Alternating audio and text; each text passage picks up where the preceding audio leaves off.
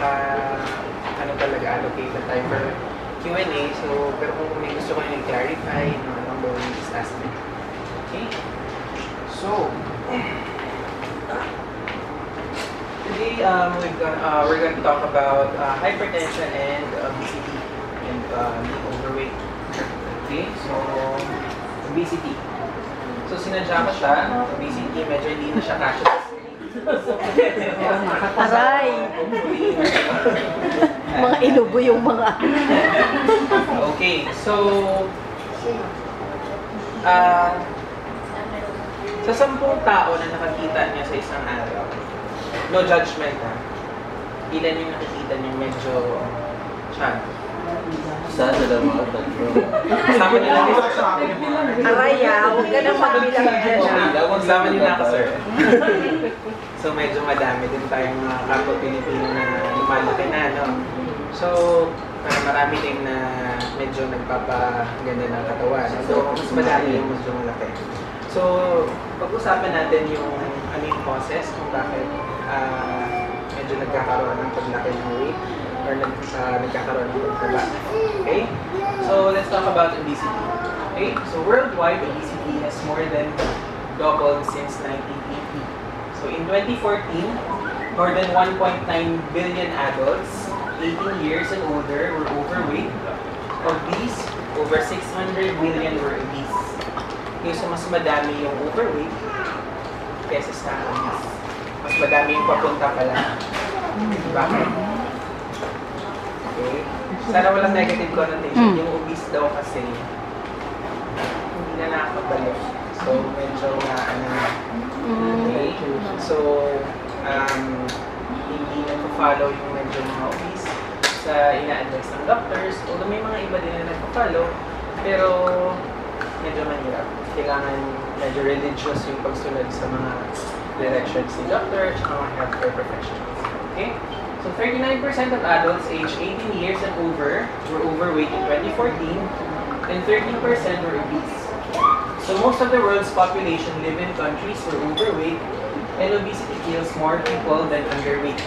So kung dati sabihin natin 10 years ago, medyo problema ng government, hindi lang sa Philippines, all around the world, yung mga taong kulang sa nutrition. So yung mga batang pinapanganak ng malnourished, ganyan. So maraming namamatay. Pero ngayon daw, mas madami nang namamatay na overweight or obese kaysa sa mga malnourished or undernourished ng mga tao. Okay? So 42 million children under the age of 5 were overweight or obese in 2015. So 3 of 10 Filipino adults are now obese. Okay? According to the National Nutrition Council or NNC. So the number of obese Filipino adults increased by 14.5 percentage points from 16.6% in 1993 to 31.1% in 2013. So ngayon 2016 na, hindi pa available sa public yung current stats natin, but I'm sure mas madami na. Okay, mas nag-increase. So obesity is genetic but preventable. So at the end of the day, choice pa rin. Okay, kung nakatira ka na kaharap ng bahay mo si McDonald's at si Jollibee, tapos katabi mo si Salad Stop, you know, choice pa rin natin kung tatawid tayo or dito lang sa neighbor. Okay? So ano ibig sabihin nito?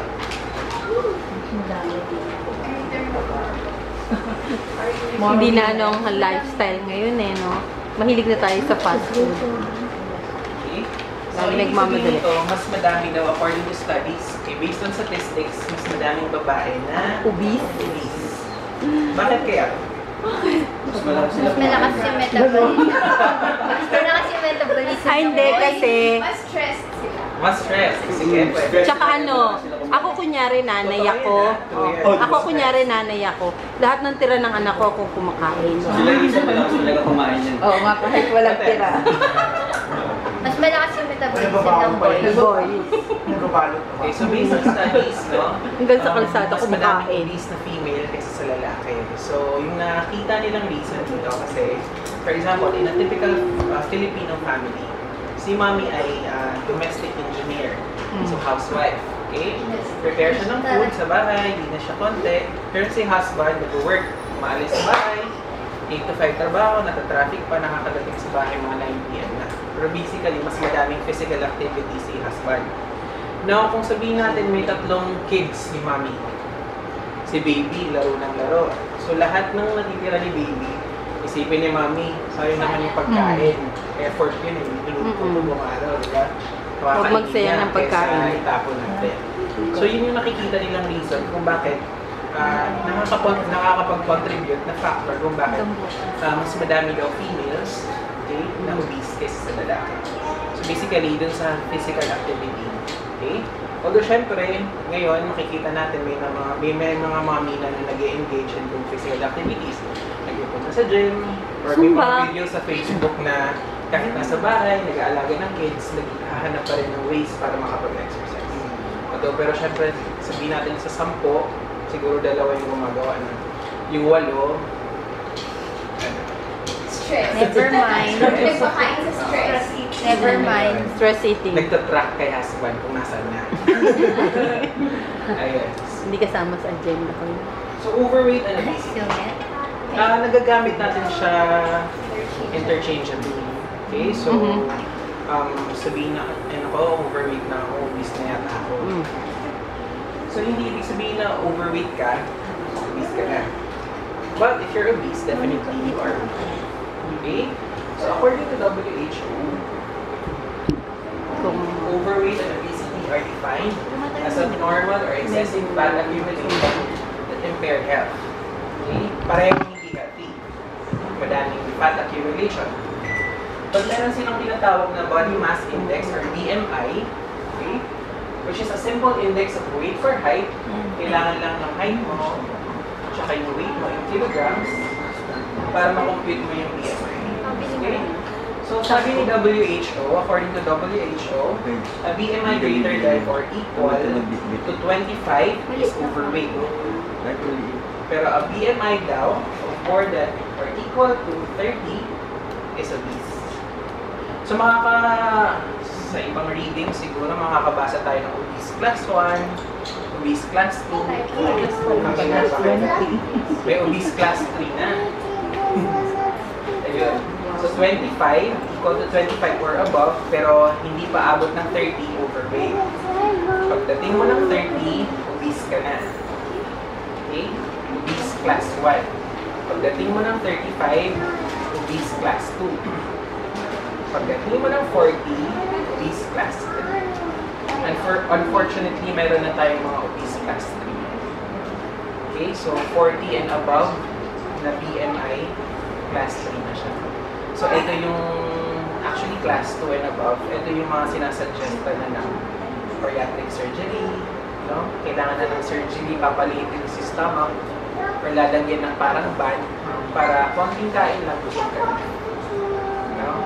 Or i-redirect si intestines, para konting kain mo lang, hindi ako na busog ka na. So, as a result, okay. Pero hindi pa rin siya enough kasi kailangan coupled siya with exercise. And then, syempre, coupled siya with other surgeries. Kasi pumayat ka nga, nag-sag naman yung skin mo, di ba? Tummy top. Diba? Okay? So, what are the causes of obesity and overweight? Being overweight. So, the fundamental cause of obesity and overweight is an energy imbalance, okay, between calories consumed and calories expended. Mas madami yung kinakain mo kaysa dun sa ginagawa mo activity. Kumain ka ng 2 burger ngayong gabi, bukas, natulog ka ng buong araw. Diba? So, okay lang sa mga, pansin nyo, may mga tao, lalaki, babae na grabe mga kain, ilang bandihadong kanin, pero halos hindi tumataba. Bitililang si Ma'am. May mga nag-gym rin na sobrang daming kain, pero hindi naman tumataba. Pero kasi kailangan nila yun. Sa dami ng ginagawa nila sa social life or sa kinakain. Okay? Hindi ibig sabihin na yung nanay mo, tatay mo, may diabetes na. Oh my God, diabetic na rin po. Okay. But it's possible. Okay? Kasi dalawang klase si diabetes. May type 1, type 2. Okay? Musculoskeletal disorders, osteoarthritis. Okay, sa sobrang bigat. Okay? Sa sobrang nakaupo ka na lang whole day, hindi mo na na-exercise si joints. So, nagde-develop ka ng mga osteoarthritis. Mahilig ka pa sa mugo, sitaw, beans. So, nag-accumulate tayo ng uric acid. So, tumataas yung chances na mag-develop tayo ng osteoarthritis. And some cancers, endometrial, breast, and colon. Okay. So, the risk of these non-communicable diseases increases with an increase in BMI. So, childhood obesity is associated with a higher chance of obesity, premature death, and disability in adults. So, okay lang yung babies na medyo chubby, kasi cute. Pero pag But at some point, kailangan natin silang i-diet. Kasi sila din yung mahihirapan pag lumaki na sila. Okay? So, marami yung mga complications na pwede mag-arise. Okay? Ang hypertension, later, i-discuss natin, hindi na lang siya nag-occur dun sa mga 30 years old and above. So, meron tayong mga nakikitang patients as early as 14 years old na nagba-basketball lang, bigla na lang bumabagsak at namamatay dahil sa hypertension or heart diseases na hindi congenital. Okay? So, anong pwedeng gawin at the personal level?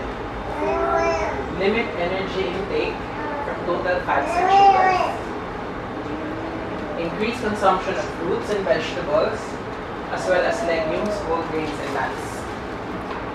So, may dalawa kang plates. Yung isa, salad. Yung isa, Zark's Burger. Sabihin na lang natin pareho silang, mas mura si Zark's. Sabihin natin 150. Si salad 300 per serving. Ano pipiliin niya? Zark's? Zark's kasi mas mura. Pero hindi healthy. Yun lang yung problem kasi yung mas healthy na food, mas mahal. Bakit konti lang yung serving? Ayaw mo nga ng damon. Ilang daon lang, ano na, 300. Gulay, pwede pa. Pero saan? And engage in regular physical activity, 60 minutes a day for children and 150 minutes per week for adults. Okay? So yung malapit lang na market sa bahay, huwag nyo nang i-tricycle. Yung isang floor, dalawang floors, huwag nyo nang i-elevator. Steps na lang. How about coffee, Doc? Yung masyadong sobrang Mga larawan at kape. Well, coffee, yung ibang 20 sakit. size. Yung 20 size talaga. Well, you can develop gastritis, okay. family history. Oh. Buti nila ang kape ko, malamig. But if you're hypertensive, tapos may ka sa kape, pwede siya maging factor. Ayan, magtatanong ako mamaya sa hypertension. Okay? Kasi ang kape mo mainit. Hypertension. So 21% of Filipino adults are hypertensive, according to the Philippine Society of Hypertension. Okay? So 1 daw, 3 out of 10 high blood. So sino ito high blood?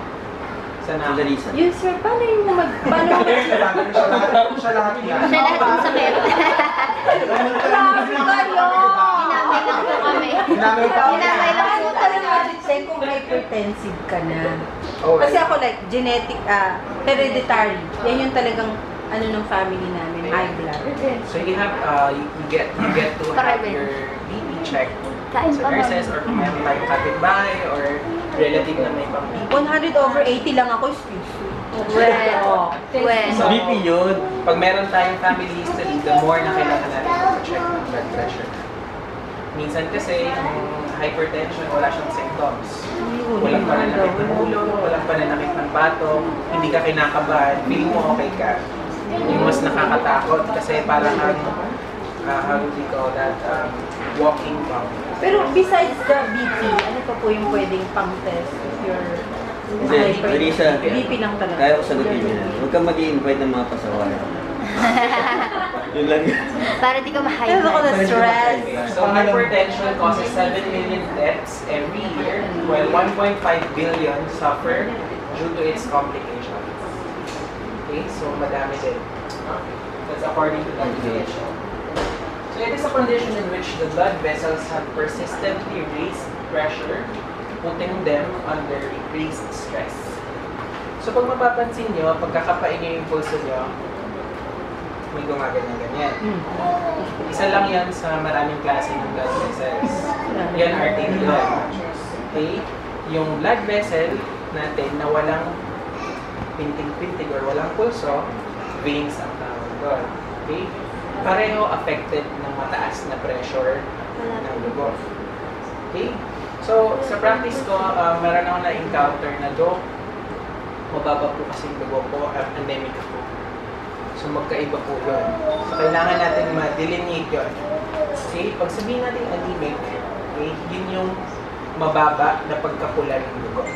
Pansin nyo, sa pag-CBC natin, pinakauna hemoglobin. Yun yung pagka-red ng dugo. Pag mababa yun, doon ka anemic. Okay? Si blood pressure iba pa. Yun yung lakas ng daloy ng dugo na dumadaan sa blood vessels or ugat natin. Para siyang gripo, tubo. Tubo ng tubig. Okay? Yung dumadaloy na water, pag open mo, kung sobrang lakas, yun yung blood pressure. Okay? Iba pa yung pagkapula ng dugo. So, wag na yung ma-confuse yun. Anemia Pwede sa kang hypertension. anemic pero hypertensive ka. Pwede. Pwedeng mababa yung pagkapula ng dugo, pero malakas yung pressure niya. Okay? So, normal adult blood pressure is defined as a blood pressure of 120 millimeters mercury when the heart beats. Okay? Taas, 120 pag nag-beat si puso, and a blood pressure of 80 millimeters mercury when the heart relaxes. Love-dub. Love-dub. Yung first na tube, yung 120. Second na tube, yung 80. Okay? So doon ano yung delikado po na delikado pag tumataas? Yung Actually, sa practice, range siya. Hindi lang yung tipong 120-80 dito, normal. 119 over 79 ay mababa na. 121 over 81 ay mataas na. Hindi po. Range po yun. So 90 over 60, papuntang 120 over 80. Nasa nandun ka sa loob naman, okay yun. Anything na mas mababa sa 90 over 60, anything na mas mataas sa 120 over 80, hindi maganda. Okay? Pero depende pa yun sa edad. Kasi kung bata, iba pa yun. Okay? Kung adult, iba pa yun. So meron tayong mga sinusunod na mga... Ngayon, bata yun. Tayo nag-guidelines. Bata. Tabi mo bata. So the higher the blood pressure, the higher the risk of damage to the heart. And blood vessels in major organs such as the brain and kidneys. So hypertension is the most important preventable cause of heart disease and stroke worldwide. So ang pagiging high blood, marami po siyang complications sa brain, sa kidneys, okay, sa mata, sa periphery natin, sa mga paa, sa mga ugat sa paa. Okay? Kung mapapansin nyo, kung meron kayo salamin, tapos ladalipin kayo, sabi kong varicose veins, kasi hypertension nakakapag-cover. Ay, wala akong varicose veins. Maganda pa rin. So, nire-relate talaga ni Mas. Para ako nag-check up na ng ano ngayon. Papacheck up. Nagpapacheck up ako. So, 5 concrete steps to minimize the odds of developing high blood pressure and its adverse consequences. Una, healthy diet. Mahal kasi ng healthy diet. Okay. Yung healthy na pagkain sa ano pa, sa Rockwell ko na display. Tama. Pwede naman sa ano, balintawak. Pwedeng ano. Agahan mo lang. Okay. So, number 2, avoiding harmful use of alcohol. Ay, hindi ako So, nag-drink. limit intake to no more than 1 standard drink a day. Hindi ako naninigarilyo. So, nag-a-apply dito yung anything in excess, hindi maganda. Pero Okay lang naman si alcohol. Excess Okay lang ng daw. drink, ay excess ng veggies and fruits, Oo. di ba, Dok? Okay lang. Kasi studies have shown that alcohol is actually good for the human. Sabihin natin, example lang, a construction worker na sumasahod ng arawan, in a week or in a month, nakaka-4 na beses umiinom. every Friday. Diba? Friday pay. Or kahit yung mga corporate na dun sa corporate agencies na work. So every Friday lalabas. Pero hindi lang yan alcohol. May kasamang yosi. Diba? Kulot. Okay. Aba. Number 3, physical activity. So hindi naman kailangan pumunta sa gym. Hindi yung tipong Walkathon. wala kasi akong pang-enroll sa Fitness First or sa Gold's Gym. Goals gym na lang. Kahit anong physical activity ko na mapagpapawisan kayo, Uy, nag-jogging ako. Grabe. 10K. okay na po yun, makakatulong. 1.5 kahit hours. paano. Ako nag-walkathon. Okay. Number 4, stopping tobacco use and exposure to tobacco products. Okay. Number 5, managing stress in a healthy way, such Kasama ba as din? through meditation, appropriate physical Physical exercise, and positive social contact. 2 hours. So, wag nyo lang stress yung mga hindi kailangan stress. Kasi stress, yung mention kanina ni Ma'am, na-contribute din siya.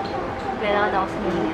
So, hypertensive ka na. Alam mo, may idea kang hypertensive ka, pero hindi ka nagagamot. Yung idea mo, nakuha mo kasi si Mama at si Papa, hypertensive. May mga times na sumasakit yung batok mo. Ikaw yung tipong tao or ikaw yung may type na personality na ang bilis ka mairita. So, nasa work ka, may nakasagutan ka. Yung event na yun, pwede siyang maging factor ng pag-shoot up ng BP mo. Okay? Napagsagutan ka, pinulfront mo yung mga ganun. So, yung mga ganun na maliliit na bagay, kung may iwasan na lang. Pwede. Kung meron kang So, maging pwede. meditation na alam na parang diba? Wag ka na mag-engage sa ganyan. Kung alam mong pwedeng tumaas. Kasi may mga pumupunta dito, nag-hyperventilate, hindi kumakahinga, Dok. Bakit? May nakasagutan ako sa opisina eh.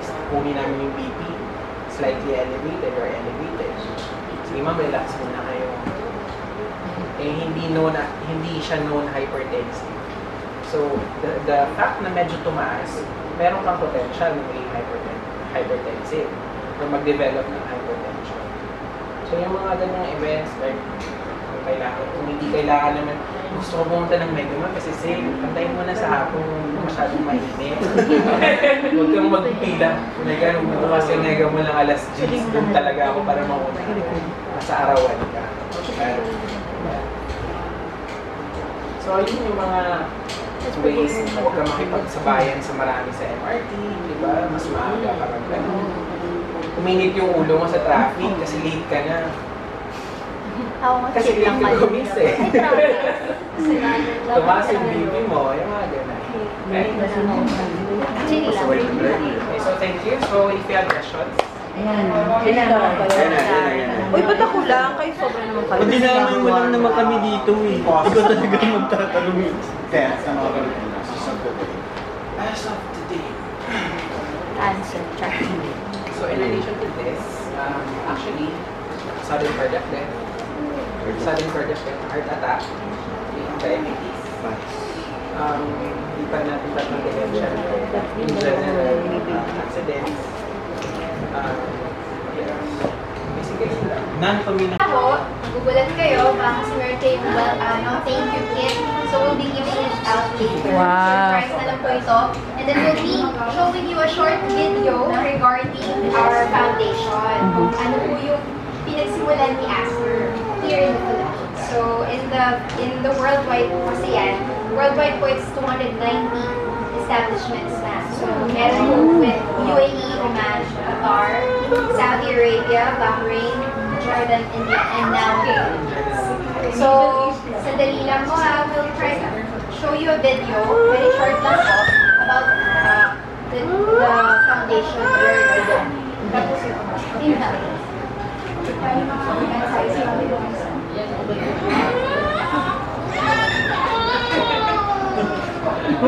And then,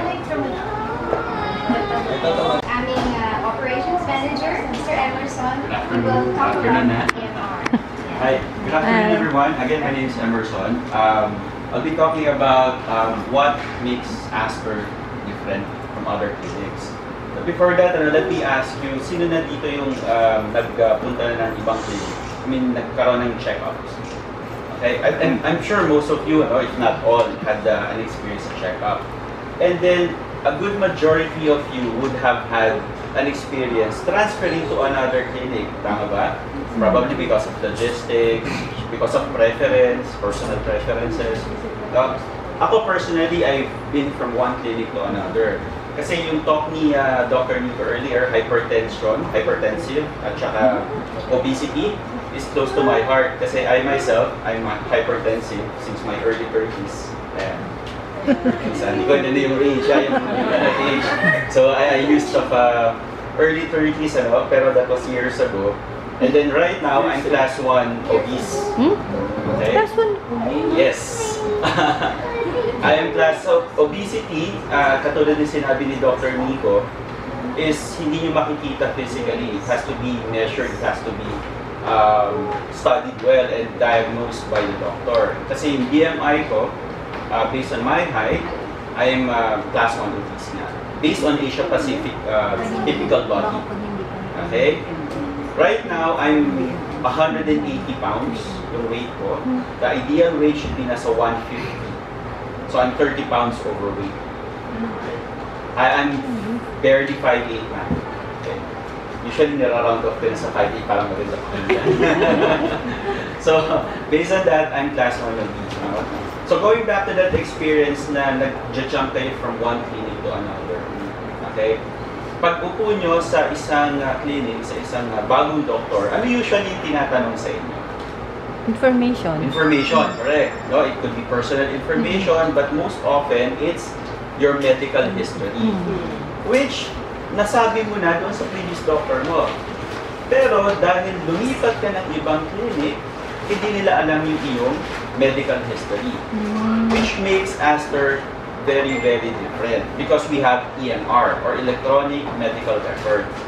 Okay, the electronic medical record would allow the doctors within Aster to see your medical record. So, for example, si Ma, nagpa-check up siya, no? Kasi may fever siya today, flu-like symptoms, no? Binigyan ka ng reseta, kinuha ni doctor, let's say, ng internist or ng internal medicine specialist yung history, blood pressure and all, no? All the works. And then, probably after 2 months, nagkaroon ka ngayon ng parang chest pain, for example. Probably after swimming or something, nagkaroon ng chest pain. So you went back na yon sa Aster. Pero different doctor. Okay, ni-refer ka, let's say, sa isang cardiologist kasi nga because of the chest pain. And then you saw the cardiologist will not ask you about your history anymore. Kasi everything is in the record. Okay, mind you guys, when you see a computer in a clinic, it doesn't mean may EMR sila. A computer does not equate to EMR. A computer, sige, hindi kayo manual, pero it doesn't equate to EMR. Okay? We have a full system, no? Functional EMR here in the Philippines. Bakit? Because we have an established company na in the GCC region, which is yung Aster, which is corporate office, corporate company. And then, since into clinics and hospitals sila for the past 25 years, ito na yung na-develop. Which is ngayon, very lucky tayo kasi pinasok na agad sa atin. Wala nang trial and error. Everything is set for plug and play here in the Philippines. Okay? So that's how different we are, number 1. Number 2, we are the first clinic in the Philippines to operate 24 hours a day. Okay? So, for working moms, for people who are working after office, pwede kayo magpunta sa amin. If you need laboratories, if you need x-rays, if you need any urgent care after office, punta lang kayo sa amin. Okay? Kasi if you go to the ER after office hours, anong experience yun? Let's say nagkaroon kayo ng fever lang, uncomfortable kayo, fever. Wala na kayong pupuntahan kasi it's 10 o'clock in the evening, wala nang clinic. So, saan na punta nyo? ER. So, you have 2 choices. Ipagpabukas or mag-ER. Tama? If you decide na mag-ER na yon at 10 o'clock in the evening, ano yung experience sa ER? Mas mahal. Mahal. Ayun, Number mahal. 1, mahal. Ano pa? From a patient experience, Kasi matagal. Bakit? Bakit matagal? Walang doctor available. Walang doctor available. And then isa pa, they are limited by their protocol. Kasi technically speaking, your life is not threatened. Diba? Kasi fever kahit sabihin mo mataas yan, hindi ka basta-basta mamamatay sa fever. So ikaw, isasantabi ka ngayon na triage nurse ng doktor, uunahin nila yung mga na-aksidente, yung sa puso, kasi yun yung life-threatening conditions. So in your mind, ano ba naman itong hospital na to? Kanina pa, isang oras na ako dito. Pero if you go to answer, since we're 24 hours a day, we have 24 hour doctors on duty for you. We have 24 hour nurses on duty for you. Medtech din, radiology. Okay? So, if you need anything, andun na agad. Okay? So, ibig sabihin, hindi na kayo maghihintay katulad nila sa ER. Okay? Sa ER kasi, let's face it, no? Unahin nila yung mamamatay na. Okay? And we don't want to be in that situation, obviously. Okay? Another feature here is that the company is in the works of building 4 more clinics. Okay? Hopefully near your location para convenient sa inyo. And this is also where EMR comes in. Okay? In the works are MOA. We also have Araneta Center. Okay? And we're planning one more in Harrison Plaza. And then one more, we're to be determined pa yung location. Ang tipolo nga doon. Walang We're hopefully, sooner rather than later, we'll get there. But let me highlight yung features ng EMR. So let's say si ma'am nagpunta ng Mega Mall. Sinamaan ng pakiramdam. Obviously, Astor St. Francis is yung pinakamalapit. And then, let's say si ma'am is from Manila area.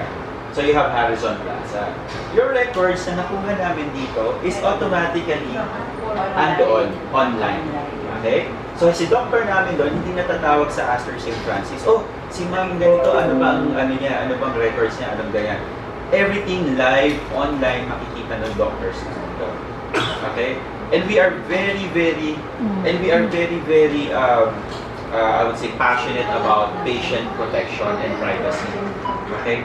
This system, okay, if I log in, hindi ko makikita ang medical records ng mga pasyente. If Shelly logs in as a nurse, hindi niya rin makikita yung EMR. Okay? Point is, we only have the doctors who have full access doon sa ating patients' medical records. And we are HIPAA compliant. Have you heard of that, HIPAA? Okay, HIPAA is a law passed in the US wherein the medical and personal information of any patient is protected by law.